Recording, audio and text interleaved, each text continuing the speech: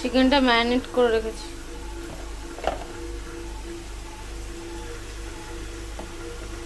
কাঁচা লঙ্কা, শুকনো লঙ্কার পেস্ট। আমি আজকে একটু অন্যরকমভাবে রান্না করছি। দেখো, আলুগুলো দিয়ে দিয়েছি। ফার্স্টে তেল দিয়েছিলাম, গোটা গরম মশলা দিয়েছিলাম, তারপরে পেঁয়াজ ভেজে নিয়েছি বেরেস্তার মতো। ওর মধ্যে দিয়েছি লঙ্কা, কাঁচা লঙ্কা দিয়ে বাটা, শুকনো লঙ্কা আর আদা রসুনের পেস্ট আলাদা আলাদা করে, আর ধনে পাতা আর টমেটো দিয়ে কষিয়ে নিয়ে একটু জল দিয়েছি সামান্য, দিয়ে আলুগুলো দিয়েছি, দিয়ে দেবে কষাচ্ছি। এখন আমি টমেটোগুলো গলে তারপরে মাংসটা দেবো। মাংসটাও ম্যারিনেট করেছি লবণ হলুদ দিয়ে আর কাশ্মীরি লঙ্কার গুঁড়ো।